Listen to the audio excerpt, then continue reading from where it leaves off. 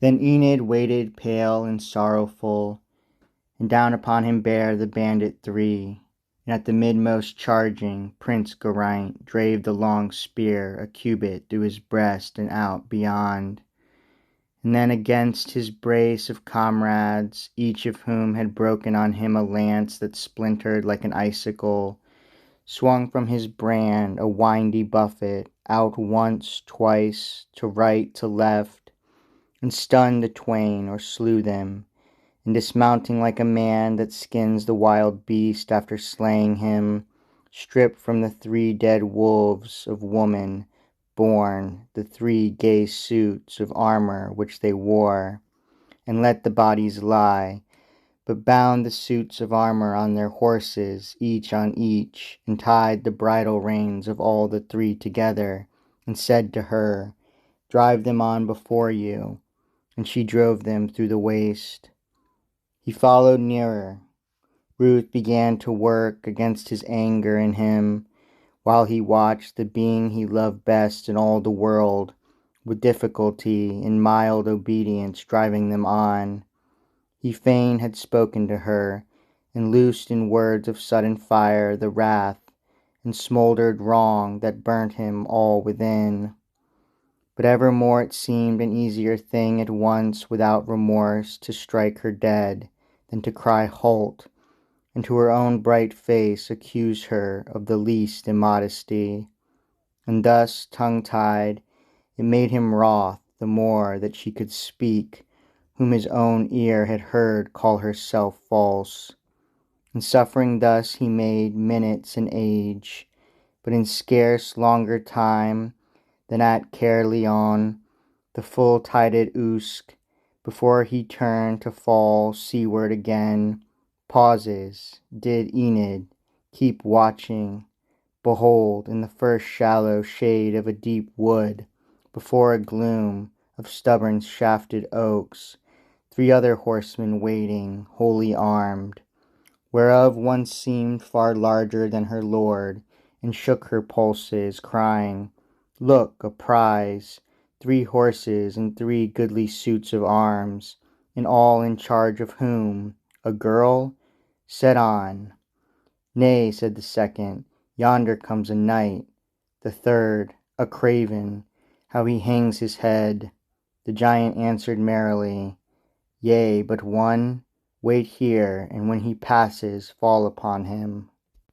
And Enid pondered in her heart and said, "I will abide the coming of my lord, and I will tell him all their villainy.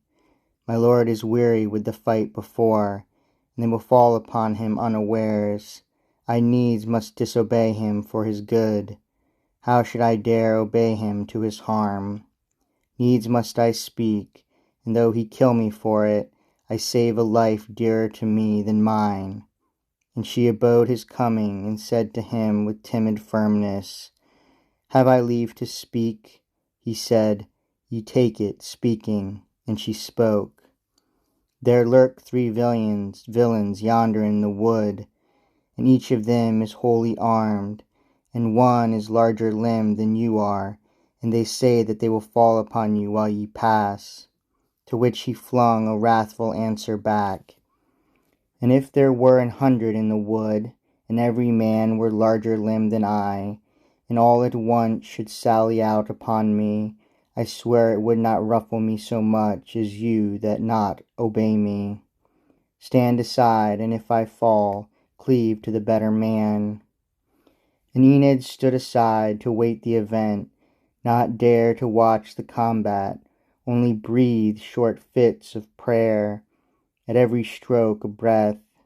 And he she dreaded most bare down upon him, aimed at the helm, his lance aired, but Geraint's, a little in the late encounter strained, struck through the bulky bandit's corslet home, and then brake short, and down his enemy rolled, and there lay still, as he that tells the tale saw once a great piece of a promontory that had a sapling growing on it slide from the long shore cliff's windy walls to the beach, and there lie still, and yet the sapling grew, So lay the man transfixed, his craven pair of comrades making slowlier at the prince, when now they saw their bulwark fallen, stood, on whom the victor, to confound them more, spurred with his terrible war cry.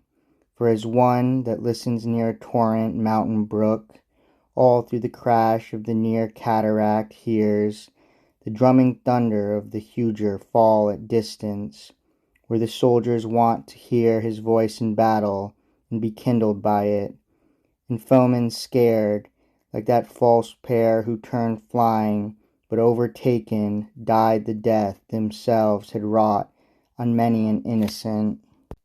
Thereon Geraint, dismounting, picked the lance that pleased him best, and drew from those dead wolves their 3 gay suits of armour, each from each, and bound them on their horses, each on each, and tied the bridle reins of all the 3 together, and said to her, "Drive them on before you," and she drove them through the wood. He followed nearer still, the pain she had to keep them in the wild ways of the wood.